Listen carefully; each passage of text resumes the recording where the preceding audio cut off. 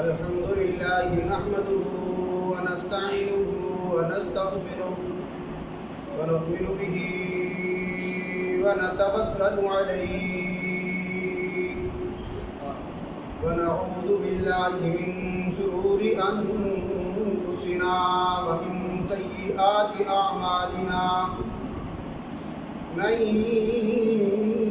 يهده الله فلا مضل له ومن يضلله فلا هادي له ونشهد أن لا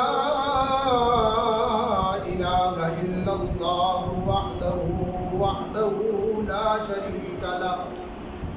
لا شريك له ولا وزير له ولا مشير له ولا معين له وصل على سيد الرسل وخاتم الأنبياء إنا أرسلناك كافة للناس بشيرا ونذيرا وداعيا إلى الله بإذنه وسراجا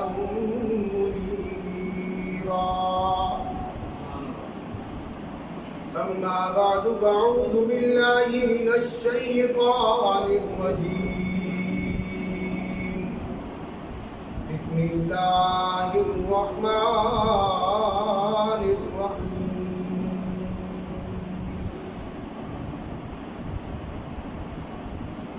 إنا نحن نزلنا عليك القرآن تنزيلا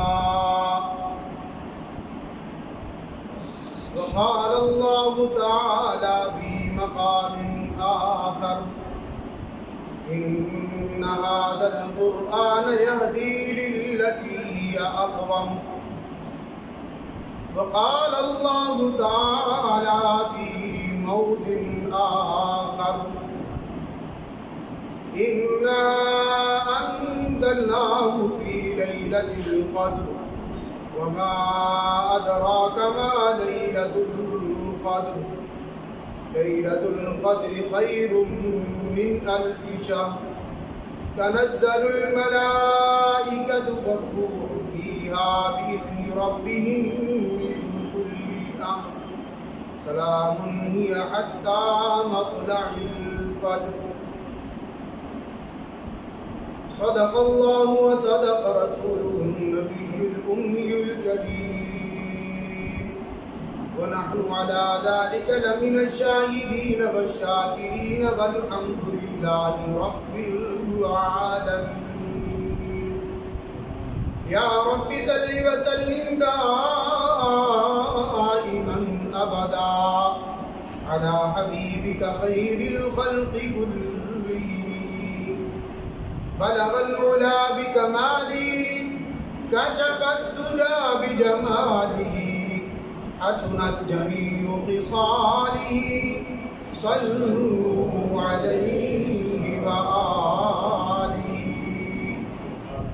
اللهم صل على محمد وعلى آل محمد كما صليت على إبراهيم وعلى آل إبراهيم إنك حميد مجيد اللهم بارك على محمد وعلى آل محمد كما باركت على إبراهيم وعلى آل إبراهيم إنك حميد مجيد رب اشرح لي صدري ويسر لي أمري واحلل عقدة من لساني يفقهوا قولي رب اشرح لي صدري ويسر لي أمري واحلل عقدة من لساني يفقهوا قولي رب اشرح لي صدري ويسر لي أمري واحلل عقدة من لساني يفقهوا قولي رب زدني علما رب زدني علما رب زدنی علما۔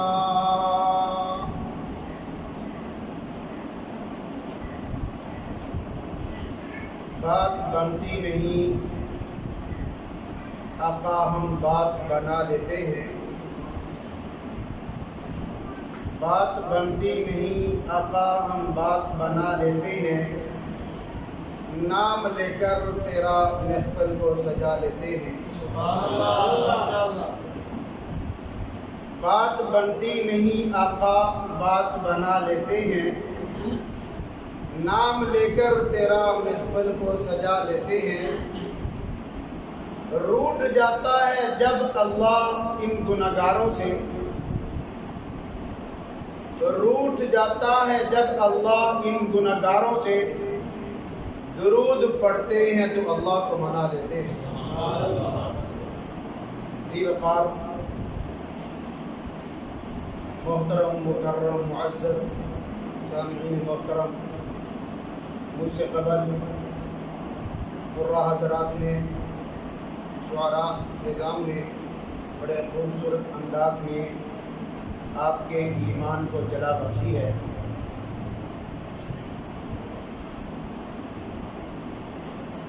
میں آپ حضرات کے سامنے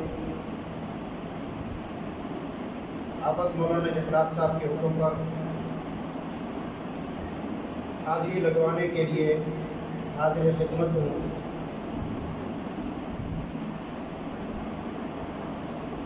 میں کوئی لمبا چوڑا بات کرنے نہیں آیا، میں نہ خطیب ہوں نہ کوئی واعظ ہوں، ایک ادنا سا طالب علم ہوں۔ اللہ سے دعا ہے کہ اللہ تعالیٰ مجھے شرح صدر کے ساتھ حق سچ کہنے کی توفیق نصیب فرمائے، پھر مجھے اور آپ سب کو اس پر عمل کی توفیق نصیب فرمائے۔ سب سے پہلے میں حافظ قرآن کو مبارکباد پیش کرتا ہوں، پھر آپ تمام حضرات کو بھی اس مبارکباد میں شامل کرنا چاہتا ہوں، اور اس کے والدین محترم کو بھی اس مبارکباد کا مستحق سمجھتا ہوں کہ اللہ تعالیٰ نے ہمیں ایک بار پھر الحمد سے بالناس تک پورا قرآن مجید سنانے کی توفیق نصیب فرمائے۔ حقیقت بات یہ ہے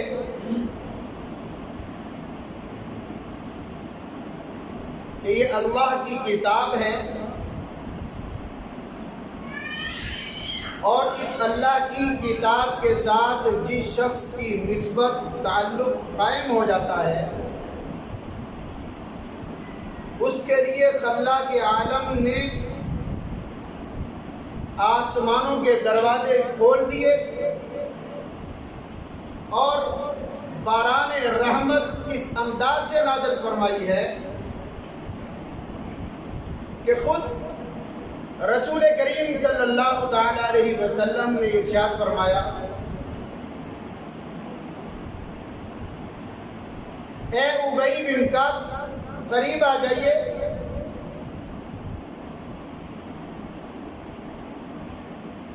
میں آپ سے ریکویسٹ کرتا ہوں کہ آپ مجھے قرآن پڑھ کر سنائیے۔ اللہ کے نبی میری کیا اوقات ہے، آپ قرآن ہیں، صاحب قرآن ہیں، اور آپ کے سامنے میں کیا پڑھوں؟ فرمایا ابی میں محمد نہیں کہتا، مجھے رب کہہ رہا ہے ابی کو کہو کہ قرآن پڑھ کر سنو۔ ادھر ابی نے قرآن شروع کیا، ادھر اللہ نیچے والے آسمان پہ تشریف لے آیا۔ فرمایا ابی اللہ نیچے والے آسمان پہ تیری تلاوت سننے کے لیے آ چکا ہے۔ کیا عظمت ہے قرآن پڑھنے والے کی، کیا مقام ہے قرآن پڑھنے والے کا، ہم اس کو اگنور کر دیتے ہیں۔ جب قرآن پڑھا جاتا ہے تو ہم گپوں میں مصروف ہوتے ہیں، توجہ ہماری ادھر ادھر بٹ رہی ہوتی ہے، ہمیں یہ اندازہ ہی نہیں ہے کہ ہم کس کا کلام پڑھ رہے ہیں۔ ہم کس سے گفتگو کرنا چاہتے ہیں، ہم کس سے نسبت کو قائم کرنا چاہتے ہیں، ہمیں اندازہ نہیں ہے۔ یہ اللہ وحدہ لا شریک کا کلام ہے۔ جیسے اللہ ساری کائنات کا بڑا ہے، اس کا کلام بھی تمام کلاموں سے بڑا ہے۔ جیسے اللہ ساری کائنات میں اعلیٰ اور ارفع ہے، شان و شوکت کے لحاظ سے، عظمت اور بلندی کے لحاظ سے، ایسے اس کا کلام بھی اعلیٰ اور ارفع ہے، عظمت کے لحاظ سے بھی، شان و شوکت کے لحاظ سے بھی، بلندی اور مرتبہ کے لحاظ سے بھی۔ پھر اللہ اور اس کے رسول کا یہ فرمان ہے کہ جو اس کلام کو پڑھتا ہے، کائنات کے اندر اللہ کی نظر میں وہ بھی اعلیٰ ہو جاتا ہے جیسے اللہ کا کلام اعلیٰ ہے۔ قرآن پڑھنے والا جب اعلیٰ ہوگا تو سننے والا نہیں ہوگا۔ اللہ سننے والے کو بھی وہ مقام عطا فرماتے ہیں جو قرآن پڑھنے والے کو عطا فرمایا جاتا ہے۔ اللہ کے عالم میں بڑی عجیب اور بڑی خوبصورت مثالوں کے ساتھ انسان کو سمجھایا ہے۔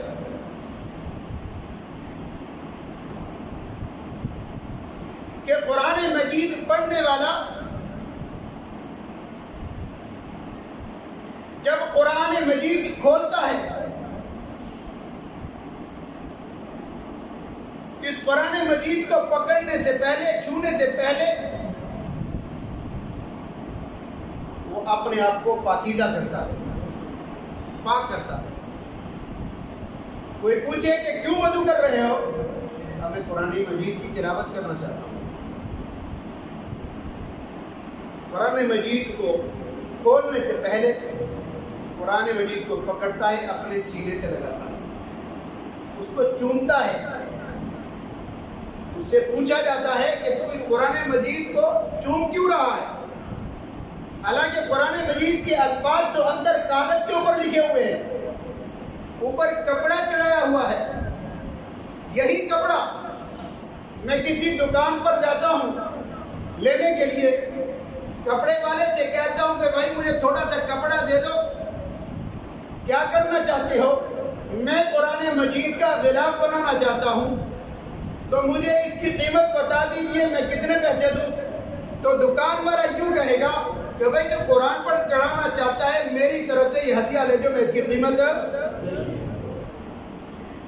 یہی کپڑا کل کسی ناپاک جسم پہ بھی آ رہا تھا، یہی کپڑا آپ کے جسم کو بھی آ رہا ہے۔ کبھی آپ نے اپنی قمیض کو چوما، شلوار کو چوما؟ کیوں نہیں چومتے؟ کہ یہ بدن کے ساتھ اٹیچ ہے۔ جو کپڑا تو وہی ہے جو آپ کے بدن کے ساتھ ہے، اور یہی کپڑا قرآن مجید کے ساتھ جڑ گیا، اور اتنا اس کو عزت اور مقام کیوں دیا جا رہا ہے؟ تو بتانے والا یہ کہتا ہے کہ اس اللہ کے کلام کے ساتھ جڑ گیا ہے۔ جو اس کلام کے ساتھ جڑ جاتا ہے، اللہ کی نظر میں اس کا مقام اور مرتبہ اعلیٰ ہو جاتا ہے۔ میں اس لیے اس کو چوم رہا ہوں، یہ تو کپڑے کا مقام ہے۔ پھر کپڑے کے نیچے جلد ہوتی ہے، یہ گتا ہوتا ہے، یہی گتا تصویروں کے اوپر آتا ہے، تصویریں اس کے اوپر آتی ہیں، یہی گتا مختلف چیزوں میں استعمال کیا جاتا ہے۔ پھر آگے کاغذ ہے، کاغذ مختلف چیزوں میں استعمال ہوتا ہے، یہی کاغذ ناریوں کے اندر بھی تمہیں نظر آئے گا، اسی کاغذ کے اوپر برہنہ عورتوں کی تصویریں بھی تمہیں نظر آئیں گی۔ کاغذ تو یہی ہے، لیکن فرق کیا ہے؟ یہ گتا اتنا مقدس کیوں ہو گیا، اتنا اعلیٰ اور عرفہ کیوں ہو گیا؟ بتانے والا بتاتا ہے اس کا تعلق قرآن سے ہو گیا۔ یہ قرآن کیا ہے؟ اللہ کا کلام ہے، اور اس کاغذ کا اتنا مقام کیوں دیا جا رہا ہے؟ بتانے والا یہ بتاتا ہے کہ اس کے اوپر اللہ کا کلام لکھا جا چکا ہے، اور یہ اللہ کا کلام جیسے اللہ اعلیٰ ہے، اللہ کا کلام بھی اعلیٰ ہے، اور جو اس کلام کے ساتھ جڑ جاتا ہے وہ بھی اعلیٰ ہوتا ہے۔ نہیں سمجھ آئی کہ ایک اور مثال دے کے سمجھانے کی کوشش کروں۔ حافظ قرآن ہے جس نے اس کو اپنے سینے کے اندر محفوظ کر دیا، الحمد لے کر بننا تک اس نے آپ کے سامنے قرآن پڑھ کر سنایا۔ آپ نے جھوم جھوم کر سنا، پڑھنے والے نے جھوم جھوم کر پڑھا اور بڑا سرور آیا سنتے ہوئے، بڑا مزہ آیا۔ الحمدللہ اللہ نے توفیق دی، پورا قرآن ہم نے سن لیا۔ اب لوگ تو سارے پیچھے کھڑے ہوئے۔ حافظ قرآن معاشرے کے اندر حقیر خاندان سے تعلق رکھتا تھا۔ یہ حافظ قرآن برادری اور نسب کے لحاظ سے بڑا حقیر سمجھا جاتا تھا۔ معاشرے کے اندر اس کی عزت نہیں تھی۔ والدین نے اس بچے کو مدرسے کے اندر داخل کروایا جو بالکل نکھٹ اور نکما تھا، کہ ہمارے معاشرے کے اندر یہ سوچ بنی ہوئی ہے، کنسپٹ بنا ہوا ہے، جو نکما بچہ ہوتا ہے ہم مولوی صاحب کے حوالے کرتے تھے، اس کو یہ کرا دو۔ اللہ اس کو بھی دھتکارتا نہیں، اللہ اس کو بھی سینے سے لگاتا ہے کہ چلو گھٹیا ہی صحیح، تو نے میرے لیے وقف تو کیا۔ میرا رب اس کے سینے میں قرآن کو داخل کرتا ہے، قرآن کو سینے میں اتار دیتا ہے۔ وہی جو کل معاشرے کے اندر حقیر سمجھا جاتا تھا، وہی معاشرے کے اندر جس کو عزت کی نگاہ سے نہیں دیکھا جاتا تھا، وہی شخص جس کو برادری والے منہ لگانے کے لیے تیار نہیں تھے، وہی لوگ جو اس کو رشتہ دینے کے لیے تیار نہیں تھے، آج وہی بچہ جس نے اپنے سینے کے اندر اس قرآن کو داخل کیا، الحمد سے لے کر والناس تک پورے قرآن کو حفظ کیا اور مصلی پر کھڑا ہے۔ اس کی شان دیکھیے، اس کی شوکت دیکھیے، اس کی عظمت دیکھیے۔ وہ آتا ہے، اس کے آنے پر سارے لوگ کھڑے ہو جاتے ہیں، کھڑے ہو کر پوچھنے والے پوچھتے ہیں کہ بھائی تم کھڑے کیوں ہوئے ہو؟ تو آواز ہی آتی ہے کہ حافظ صاحب تشریف لائے ہیں، کس لیے آئے ہیں؟ کہ تمہیں نماز پڑھانا چاہتے ہیں۔ حافظ صاحب اشارہ کرتے ہیں کہ اپنی صفیں درست کر لو۔ کوئی شخص بھی انکار کرنے کے لیے تیار نہیں ہوتا۔ پوچھنے والا پوچھتا ہے کہ بھائی صفیں کیوں باندھی جا رہی ہیں؟ بتانے والے یوں بتاتے ہیں کہ حافظ صاحب تشریف لائے ہیں، آج ہمیں نماز پڑھائی جائے گی۔ اس کے پیچھے بڑے بڑے سرمایہ دار کھڑے ہیں، اس کے پیچھے بڑے بڑے چودھری کھڑے ہیں، اس کے پیچھے حسب نسب والے کھڑے ہیں، برادری والے کھڑے ہیں، مال و دولت والے کھڑے ہیں، تاجر بھی کھڑے ہیں، امیر بھی کھڑے ہیں، غریب بھی کھڑے ہیں، بڑے بڑے لوگ کھڑے ہیں۔ اور وہ حقیر معاشرے کے اندر سمجھا جانے والا شخص آج مصلی پر کھڑا ہے، اس کو دیکھ کر سارے کھڑے ہو گئے۔ وہ کیوں کھڑے ہو گئے؟ کہا اس کے سینے میں قرآن ہے، اس قرآن کی وجہ سے ہم اس کی عزت کرنا چاہتے ہیں۔ اب وہ کھڑا ہے، جب تک اپنے ہاتھوں کو اپنے کانوں تک وہ نہیں لے کر جاتا تو کسی کو ہاتھ اٹھانے کی اجازت نہیں۔ پوچھنے والا پوچھتا ہے کہ بھائی تم اس سے پہلے ہاتھ باندھ کر کھڑے کیوں نہیں ہوئے؟ کہا میرا رب اس کے پیچھے کھڑا کر رہا ہے، جب تک یہ ابتدا نہیں کرے گا، جب تک یہ اللہ اکبر نہیں کرے گا، کسی کو ہاتھ اٹھانے کی بھی اجازت نہیں ہے۔ کھڑا کرتا ہے، 5 منٹ کھڑا کرے، 10 منٹ کھڑا کرے، کوئی اس کے آگے اف تک نہیں کرتا۔ ایک سورت پڑھے، 2 سورتیں پڑھے، سپارہ پڑھے، 10 سپارے پڑھے، کوئی اس سے آگے چوترا کرنے کے لیے تیار نہیں ہے۔ کہنے والے کہتے ہیں کہ قاری صاحب قرآن پڑھ کر سنا رہے ہیں، قاری صاحب نے ہمارے سامنے قرآن پڑھ کر سنایا ہے، ہمیں بڑا سرور آیا۔ یہی دل چاہتا تھا کہ قاری صاحب پڑھتے چلے جائیں اور ہم سنتے ہی چلے جائیں، ایسے ہی زندگی کی شام ہوتا۔ کیوں؟ صاحب اللہ اکبر کرتے ہیں، اس سے پہلے آگے جانے کی اجازت ہے؟ امام صاحب سے پہلے کوئی اللہ اکبر کہہ سکتا ہے؟ کیوں؟ وجہ کیوں نہیں کہتے؟ وہ تو معاشرے کا حقیر شخص تھا، اتنا مقام کیوں مل گیا؟ کہا مقام اس قرآن نے دیا ہے۔ یہ قرآن کس کا ہے؟ رب العالمین کا ہے۔ وہ اعلیٰ، اس کا کلام اعلیٰ، اور جس کے سینے میں آ گیا وہ بھی اعلیٰ۔ بات سمجھ میں آ رہی ہے نہیں آ رہی؟ یہ اوپر سے گزر رہی ہے، سمجھ آ رہی ہے؟ یہ قرآن کی نسبت نے اس کو اعلیٰ کر دیا۔ اب وہ سجدے میں رکوع میں لے گیا سب کو، آپ نے رکوع پہلے کر دیا، سجدہ پہلے کر دیا، سجدے سے پہلے سر اٹھا لیا، رب کہتا ہے تمہاری نماز ہی کیوں؟ وہ معاشرے کا حقیر انسان تھا، میں نے اس کو مصلی پر بٹھایا ہے۔ تم ساری دنیا مل کر مصلی پر کھڑے نہیں ہو سکتے۔ مصلی پر کھڑا کس نے کیا؟ اللہ نے کھڑا کیا۔ مسلح پر کھڑا کس نے کیا؟ اللہ نے کھڑا کیا ہے. کیوں؟ اس کے سینے کے اندر قرآن کی دولت. اللہ فرماتا ہے سنو، سمجھ آنی چاہیے تمہیں کہ جس کے سینے میں قرآن ہے وہ سینہ کبھی آگ کے اندر نہیں جل سکتا. وہ سینہ کبھی آگ میں نہیں جل سکتا. کیوں؟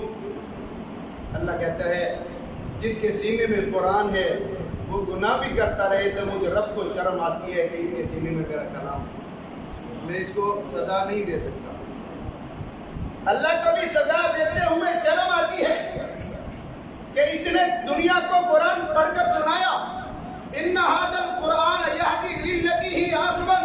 یہ قرآن پڑھتا تھا ہمیں ہدایت ملتی تھی. یہ قرآن پڑھتا تھا ہمیں روشنی ملتی تھی. یہ قرآن پڑھتا تھا ہم گناہ سے رک جاتے تھے. یہ قرآن پڑھتا تھا ہمارا سجدے کو دل چاہتا تھا. یہ قرآن پڑھتا تھا ہمارا مسجد میں آنے کو دل چاہتا تھا. یہ قرآن پڑھتا تھا دل چاہتا تھا ساری رات یہ پڑھتا چلا جائے، ہم ساری رات سنتے ہی چلے. یہ اعجاز ہے قرآن کا. تو قرآن والے کو اللہ مقام کیوں نہ عطا کرے؟ اللہ کے نبی صلی اللہ علیہ وسلم نے ارشاد فرمایا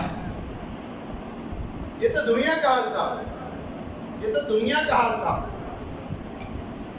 اللہ رب العالمین آپ مجھے قرآن کو کہیں گے چل جنت چلا جا، یا اللہ مجھے کیوں جنت بھیجا جا رہا؟ اللہ فرمائے گا تو نے میرے قرآن کو یاد کیا اور آگے پھیلایا، اس وجہ سے تجھے جنت دے رہا ہوں. تو کہے گا اللہ میں اکیلا نہیں جاؤں، اکیلا نہیں جاؤں گا. کیوں بھائی؟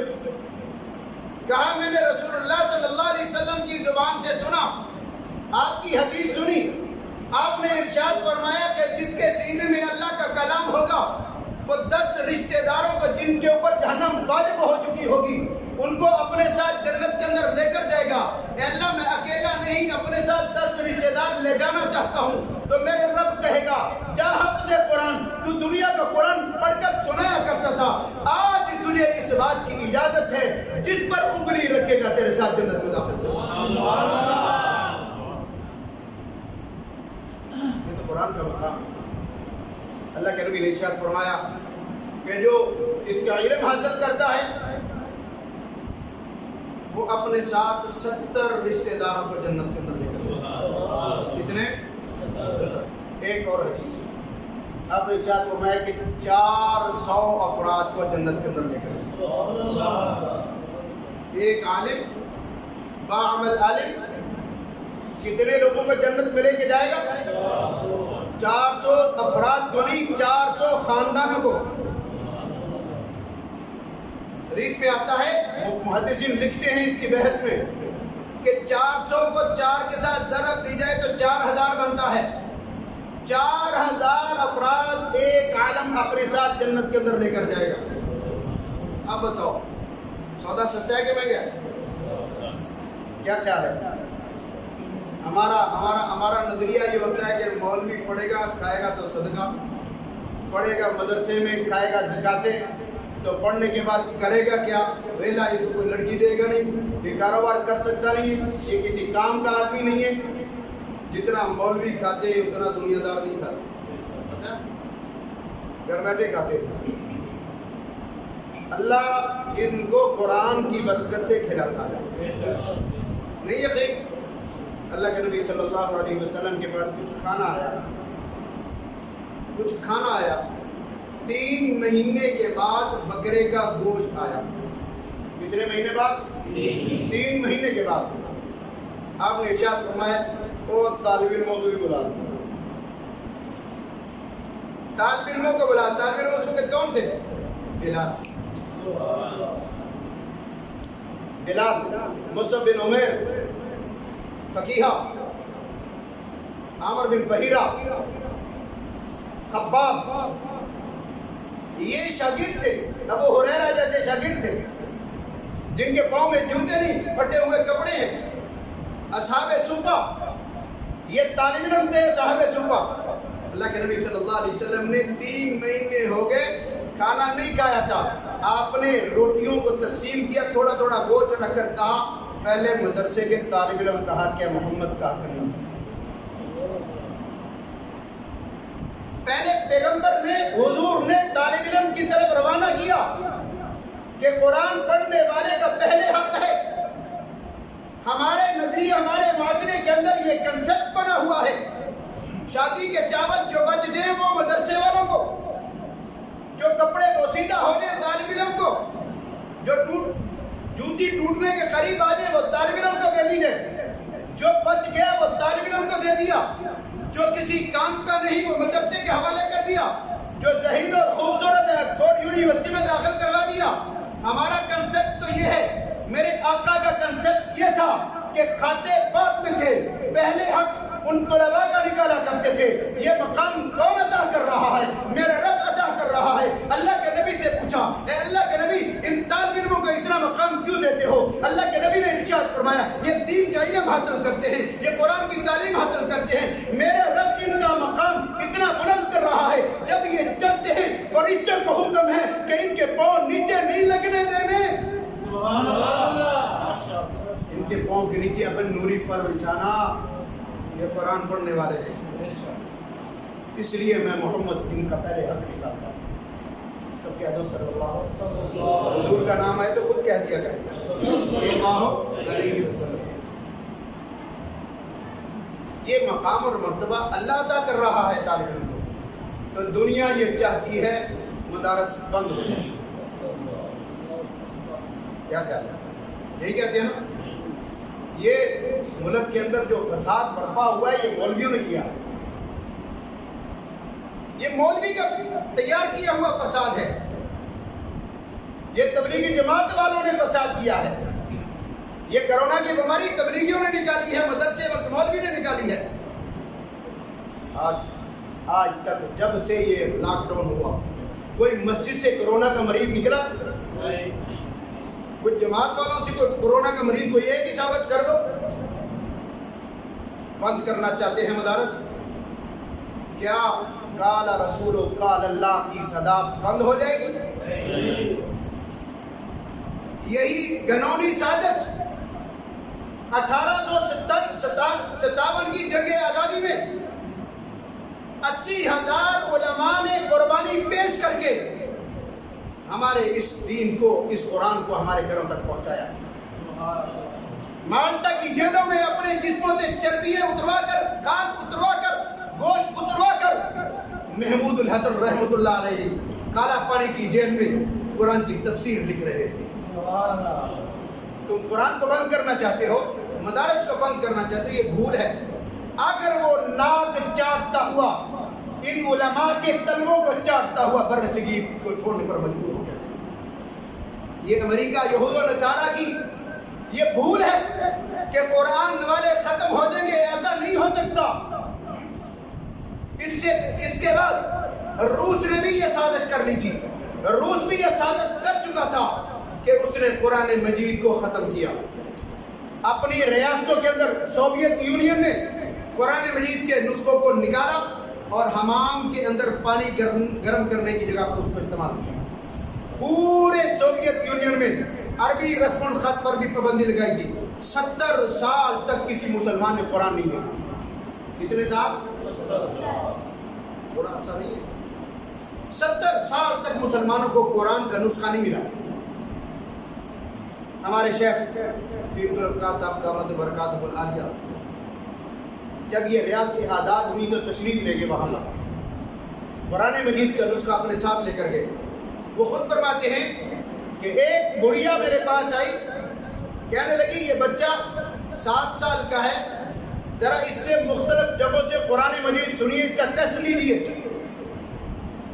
حضرت فرماتے ہیں کہ میں نے 7 جگہ سے بچے کا قرآن سنا، نہ ایک زبر کی غلطی تھی، نہ زیر کی غلطی تھی، نہ پیش کی غلطی. سبحان اللہ. میں نے پوچھا یہ قرآن تو پابندی لگی ہوئی تھی، دیکھا بھی نہیں جا سکتا تھا، دیکھنے پر گولی اور سولی کا آرڈر تھا، تمہیں قرآن کیسے مل گیا؟ بڑھیا کہتی ہے ہم نے تہ خانوں کے اندر چھپ کر سینہ بائی سینہ قرآن کو منتقل کیا. یہ قرآن کا معجزہ ہے. اِنَّا نَحْنُ نَزَّلْنَا الذِّكْرَ وَإِنَّا لَهُ لَحَافِظُونَ. اللہ فرماتے ہیں یہ قرآن میرا ہے، کلام میرا ہے. کل من علیہ فان، میں ہمیشہ ہوں، میں ختم ہونے والا نہیں. تو جب رب ختم نہیں ہونے والا تو اس کا کلام کیسے ختم ہو جائے گا؟ کوئی ختم کر سکتا ہے؟ ختم کرنے والے آج دنیا کے اندر عبرت کا نشان بنے ہوئے ہیں، اور الحمدللہ وہ علماء جنہوں نے اپنا خون پیش کر کے اس دنیا کے اندر ثابت کیا کہ قرآن بھی زندہ ہے، قرآن والا آپ بھی زندہ ہے، اور قیامت کی صبح تک یہ زندہ ہے انشاءاللہ۔ یہ مدارس ختم ہونے والے نہیں ہیں۔ ہم بلڈنگوں، یہ قرآن بلڈنگوں کا محتاج نہیں ہے کہ بڑی بڑی بلڈنگیں ہوں گی، بڑے بڑے مدرسے ہوں گے، بڑے بڑے محل ہوں گے، نہیں۔